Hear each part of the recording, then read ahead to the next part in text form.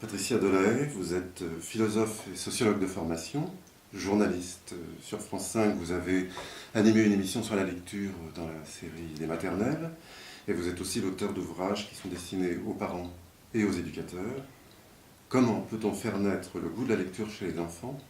Et selon vous, pourquoi est-ce que cela est si important? Bonjour. On peut faire naître le goût de la lecture aux enfants en leur lisant des livres, je crois tout simplement.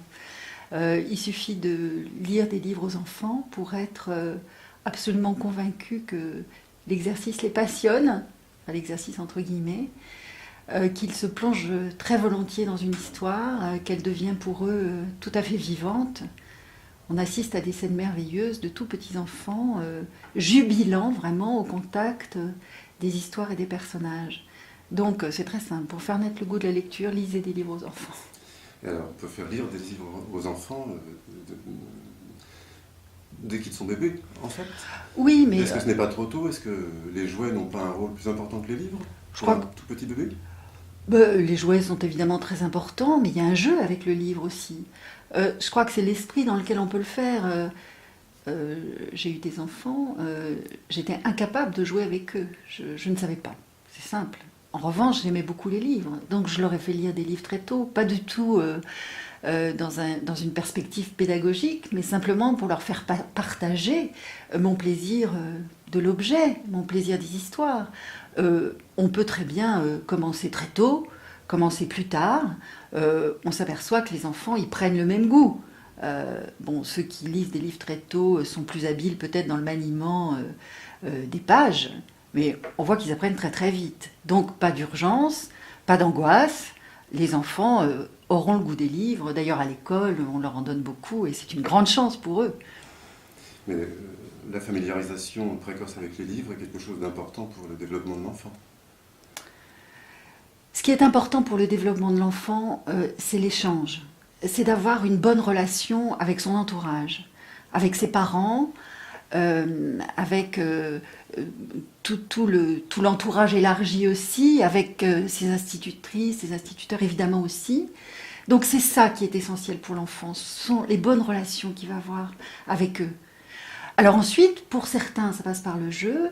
Pour moi, ça passait par les livres. Vous voyez, on transmet ce qu'on aime en réalité. Et c'est ça qui compte. Ce qui veut dire que le livre est un instrument privilégié pour assurer la médiation entre les parents et les enfants. C'est un lieu d'échange, de partage d'émotions. Alors, moi, je trouve, et j'ai pu l'expérimenter, que le livre est un merveilleux facilitateur. J'ai pas de terme plus joli, je dis facilitateur parce que quelquefois ça fonctionne pas quand les parents sont pas, ou quand les adultes n'aiment pas eux-mêmes les livres.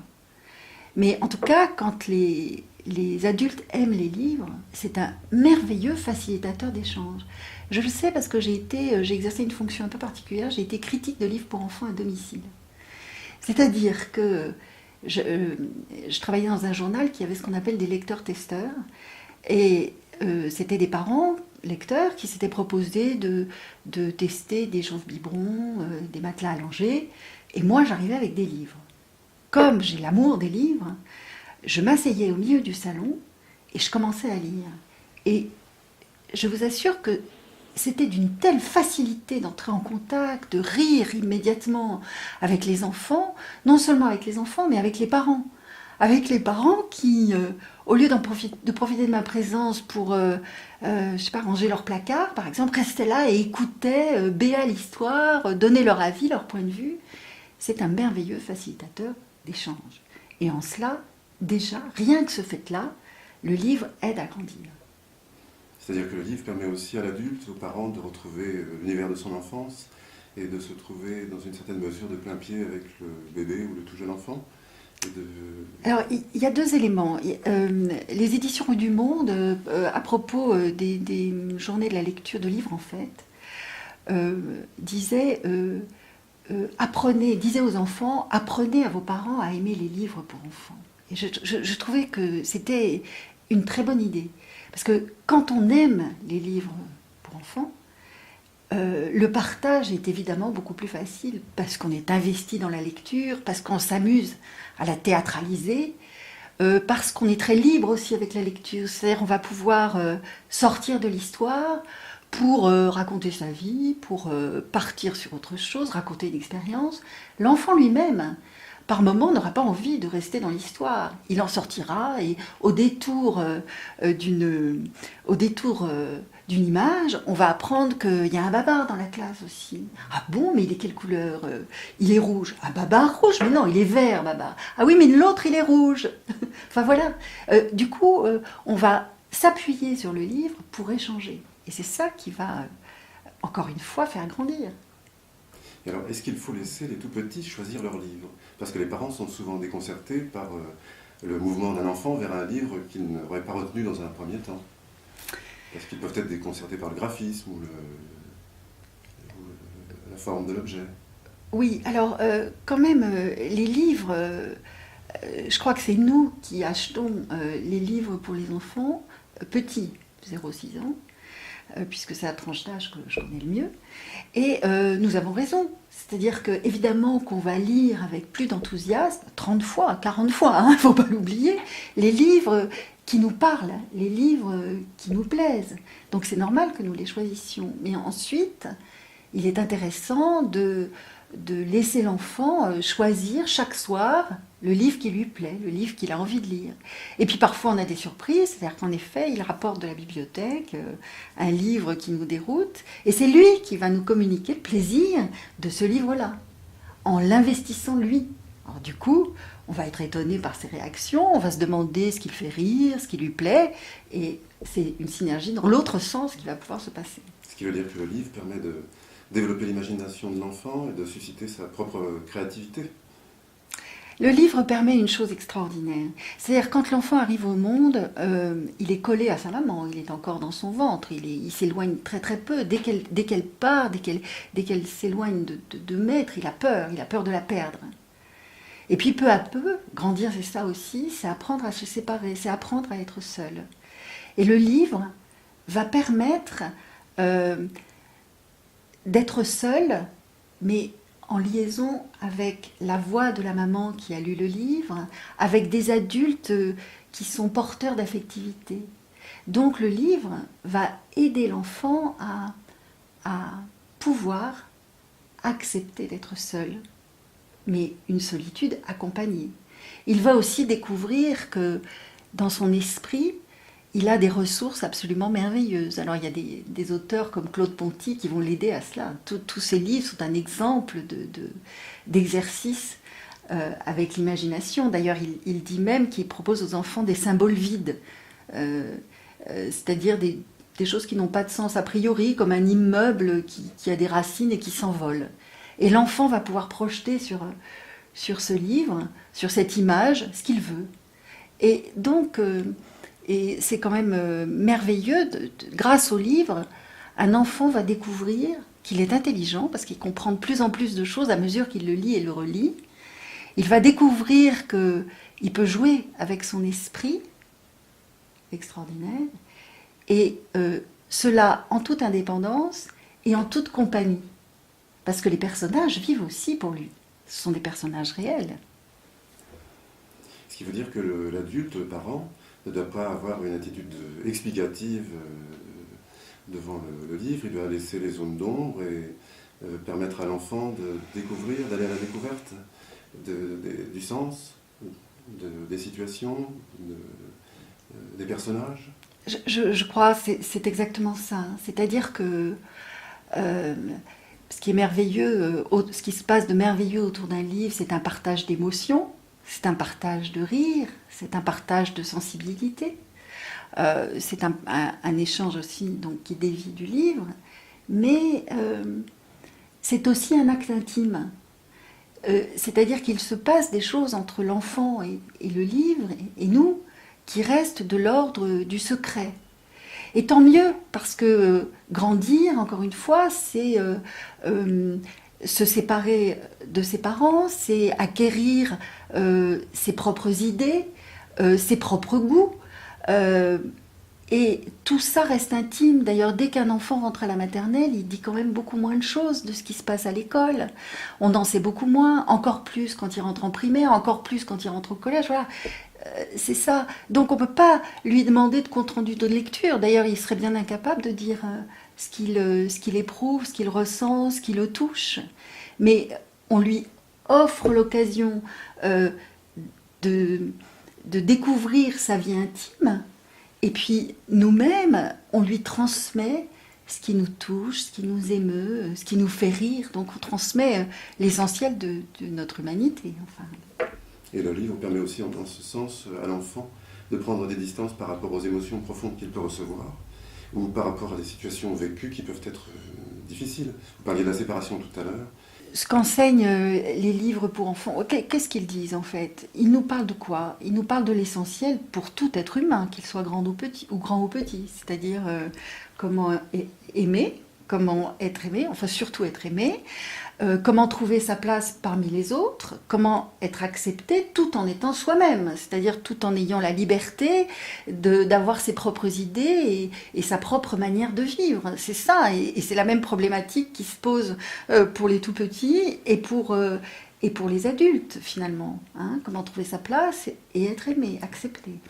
Voilà pourquoi aussi les livres nous concernent. Ils ne parlent que de ça, quasiment. Dans les livres pour enfants, on apprend ce qu'est être un être humain. On apprend qu'un être humain est imparfait. Prenez grosse colère, il n'y a pas de doute, la colère existe. Alors Mireille d'Alancey justifie la colère, c'est-à-dire ce pauvre Robert, à la première page, on voit que vraiment, il a un pantalon taché, il a une raquette trouée, il a le visage complètement chiffonné. Vraiment, il y a des jours où rien ne va. Et puis arrive ce monstre, très moche, très laid, très rouge, enfin affreux, envahissant, qui est hors de soi, qui est la colère. Donc elle existe et elle met tout par terre, tout en chantier, donc il n'y a pas de doute, hein, c'est dévastateur une colère. Mais elle continuera toujours d'exister, d'être en soi, mais on peut la mettre à distance, la mettre dans un coin et lui dire ça suffit maintenant, arrête. Voilà.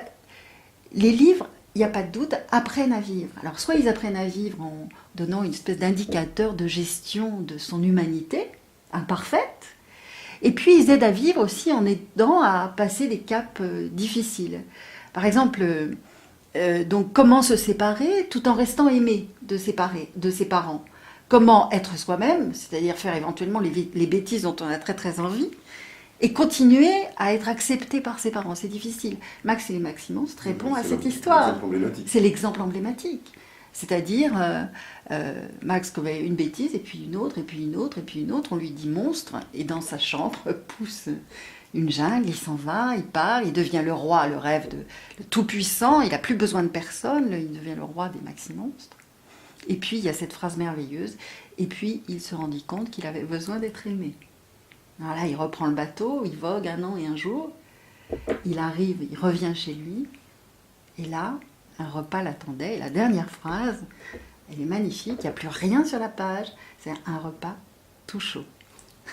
Donc, voilà comment un livre peut rassurer un enfant et lui dire « grandis, vas-y, prends ton envol, deviens toi-même, fais tes expériences, il y aura toujours quelque part, chez toi, des gens qui t'attendront et qui t'aimeront, quoi que tu aies fait. » Merveilleux. Un livre comme celui-là est un livre qui encourage à grandir et est un livre qui apaise les peurs, qui rassure. Mais alors, cet exemple est magnifique, mais comment reconnaît-on un bon livre? Celui que vous venez de décrire convainc tout à fait tous les lecteurs, ce qui n'était pas le cas dans un premier temps, parce qu'il a choqué, on a pensé qu'il effraierait les enfants. Aujourd'hui, comment est-ce que l'on distingue un bon livre d'un livre plus médiocre ou d'un produit standardisé dans la marée des publications qui sont sur le marché? Quels sont les critères qu'on peut avoir? Si vous voulez, je crois qu'il y a des critères objectifs. C'est-à-dire la qualité de l'auteur qui a l'art de nous happer immédiatement, de capter notre attention et de nous entraîner dans l'histoire, ce qui fait qu'on a une envie de tourner la page et de savoir ce qui va se passer. Enfin, qui a l'art de la construction d'un récit. Il y a aussi le talent de l'illustrateur. Le talent de l'illustrateur qui donne du volume au personnage, qui a le sens du mouvement arrêté, si bien que dans son imagination, on continue le mouvement. Si bien qu'on le fait vivre. J'entendais Jean Daniel l'autre jour qui disait « Je ne peux pas imaginer qu'Emma Bovary n'ait pas vécu. C'est impossible, je la vois évoluer, je la vois bouger, je la vois mourir. Elle a forcément vécu. On a tous comme ça des personnages qui sont vivants. Pour les enfants, il est bien évident que Biboundé existe quelque part sur la banquise.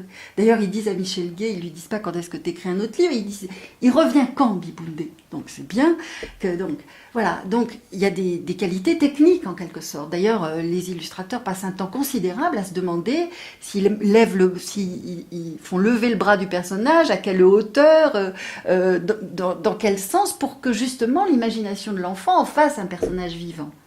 Donc ça, ce sont des critères objectifs.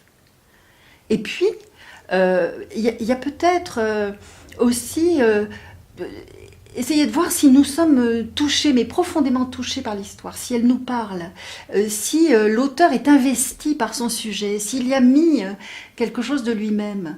Quand vous interrogez les auteurs, ils ont des objectifs. Philippe Corentin, il a franchement l'envie de faire marrer les mômes, hein, et il y arrive merveilleusement, il se donne un mal de chien pour ça. Voilà. Donc, est-ce qu'on sent derrière quelqu'un qui est porté ou quelqu'un qui fabrique un livre? Quand on voit la prolifération des séries, peut-être que certains auteurs ont l'art d'être portés à chaque livre par leur sujet, je ne dis pas le contraire, mais quand on voit Le Babar de Jean de Brunhoff, par exemple, où c'était vraiment un papa qui se sentait malade, qui se sentait mourir, et qui transmettait une sorte de testament psychologique, ce testament humain à ses enfants, et puis ce Babar tronçonné, Babar à la mer, Babar à la montagne. Ça, on peut se demander si à chaque fois ce nouveau Babar est toujours porté par quelque chose d'assez profond. Ce qui est étonnant, c'est que les enfants ont bon goût. Ils sont portés par les livres forts. Ils ont un sens esthétique réel. Alors, esthétique, je ne dirais pas esthétique. Je trouve que les livres qui fonctionnent sont des livres frappants, plus qu'esthétiques. C'est-à-dire qu'ils ont une proposition qui est un peu intrigante. Prenez Rien faire de Magali Bognol, par exemple. Dans un monde où les enfants sont complètement débordés d'activités, où tout va vite et tout ça, que propose-t-elle? Elle propose une petite fille qui esthétiquement a les cheveux mal coupés, qui est tout à fait banale, enfin une petite fille comme les autres, et elle la met sur un fond blanc, et elle va passer le livre à rien faire. C'est-à-dire à jouer avec ses orteils, à jouer avec un rayon de soleil, à faire des bulles avec sa bouche. Voilà une proposition intéressante, voilà une proposition intrigante qui donne envie de tourner la page. Elle conjugue le rien faire comme un verbe d'action. C'est formidable dans le monde d'aujourd'hui. Prenez Prince Tigre, dès la première page, c'est un livre que je trouve certainement un des plus grands qui a été produit ces dernières années. On voit un enfant qui est presque dans une position fétale, qui devrait avoir peur, il est entre les crocs d'un tigre absolument effrayant, et pourtant il a l'air d'un bienheureux. Voilà une proposition encore intéressante. Donc c'est pas forcément esthétique, c'est frappant, c'est intriguant. Voilà. Ça donne envie d'aller voir. C'est un livre intéressant, exactement comme une personne peut être intéressante. Et les livres sont l'œuvre d'auteurs authentiques et d'illustrateurs de talent, d'artistes. Évidemment que ce sont des artistes, plus personne n'en doute. Reprenons Prince Tigre, il n'y a aucun doute sur le talent de cet homme, mais aussi sur... je crois que le génie des grands auteurs-illustrateurs, c'est de savoir trouver au fond d'eux-mêmes une histoire qui va entrer en résonance avec les problématiques des petits. Je mangerais bien un enfant. Parle de l'Oedipe. L'Oedipe, c'est quoi? On n'arrête pas de lui dire « Oh, t'es grand mon petit, qu'est-ce que t'es grand? Oh là là, tu fais caca dans le pot, qu'est-ce que t'es grand? Oh, tu marches, qu'est-ce que t'es grand? » Dans le désordre. Hein. Et puis, tout d'un coup, il dit « Je marierais bien avec maman. » Et là, il dit « Ah non, bah non, écoute, là, je suis désolée, mais vraiment, t'es trop petit. » Et à ce moment-là, il découvre cette chose abominable qui est vraiment son premier chagrin, grand chagrin d'amour, c'est que ses parents s'aiment entre eux comme ils ne l'aimeront jamais lui. Ce qui est un choc épouvantable et qui va déclencher toute une série de questions, alors sur qu'est-ce qu'ils font entre eux, sur la sexualité, sur comment on fait les bébés, mais aussi sur mais alors quelle est ma place à moi d'enfant, à quoi je sers, pourquoi je vis. Voilà, ça va déclencher des cauchemars, ça va déclencher des sentiments extrêmement agressifs contre le parent opposé. Voilà. Et dans Je mangerai bien un enfant, le pauvre petit minuscule Achille dit « Je mangerai bien un enfant ». Comme on dit « Je ferai bien un enfant » d'ailleurs. Hein. Il lance ça un peu pour voir. Et là, ses parents lui disent justement « Oh, que tu es grand, oh, que tu as de grandes dents », etc. Puis ils font tout pour le consoler, mais il est absolument inconsolable. Et la fin de l'Oedipe, c'est de se dire bon, bah voilà, je suis petit pour l'instant, et c'est comme ça, il faut que j'accepte. Mais plus tard, je ferai un enfant. Et à la fin, Achille décide, bon, d'accord, je vais manger des bananes pour grandir, et plus tard, je mangerai un enfant. Donc c'est vraiment... Voilà un livre qui, dans le rire, est toujours la métaphore. Ça qui est merveilleux dans les bons livres, c'est qu'ils sont métaphoriques, c'est-à-dire ils n'attaquent jamais directement le sujet. Ce qui fait que l'enfant choisit ce qui lui plaît dans ce livre, ce qu'il peut en entendre, ce qu'il peut en comprendre. C'est pour ça qu'il a envie de le relire 10, 20 fois. Et voilà comment par le rire, on lui montre la voie de la résolution de l'Oedipe. Il y a des livres qui sont réparateurs, c'est-à-dire qui sont des rêves de bébé incarnés. Il y en a un qui est merveilleux qui s'appelle Alors. C'est de Kitty Crosser chez Pastel. Alors... c'est une salle d'attente, on ne sait pas si ce sont des jouets, on ne sait pas si ce sont des personnages, on ne sait pas si ce sont des pluches, mais tout le monde attend. Alors ils se parlent l'un à l'autre, ils disent alors, rien. Alors, il est là? Non, toujours rien. Et comme ça dure plusieurs pages, vraiment on sent l'attente, et puis tout d'un coup, le voilà! Et alors, tout le monde se précipite, les chaises tombent, on a l'impression qu'il y a un bruit infernal. Tout ça pour se centrer sur le personnage qui arrive. Et le personnage qui arrive, il est pâteau, il a encore des couches. C'est un bébé, voilà. Bébé qui est le roi, le centre du monde, celui que tout le monde attendait. C'est vraiment le rêve d'un bébé, d'avoir été celui que tout le monde attendait. Et puis ensuite, il est le roi du monde. Il est tout puissant, exactement comme il croyait être tout puissant dans les toutes premières semaines de sa vie. Il pensait qu'il créait le monde, le pauvre petit. Parce que sa maman était complètement à sa disposition, n'attendait que lui, ne vivait que pour lui. Et il finit au lit, c'est lui qui décide. Alors maintenant au dodo. Et il finit avec toute une armée de compagnons dans le lit et une chouette qui veille sur lui. C'est un rêve absolu de bébé, de toute puissance, et celui d'être le roi du monde. Ce dont nous rêvons tous, les bébés aussi. Donc c'est pas étonnant que les bons illustrateurs, auteurs-illustrateurs, entrent en résonance avec les enfants, parce qu'on a tous gardé les mêmes rêves, celui d'être que tout le monde nous attend. Et voilà. Le livre n'est pas présent dans toutes les familles, mais pourtant il faut multiplier les lieux où l'enfant peut rencontrer des œuvres très très différentes. Alors, l'école maternelle joue ici un grand rôle pour faire découvrir cet univers. Le livre n'est pas présent dans toutes les familles, encore que de plus en plus, mais il est certain que les enfants tout petits, grâce dès la crèche, grâce à l'école maternelle, grâce aux bibliothèques, rencontrent des livres très très jeunes dans leur vie. Et quelle chance, enfin c'est irremplaçable. Je ne sais pas si c'est une exception culturelle française, mais vraiment les enfants ont la chance de fréquenter des livres très très jeunes. Ouais.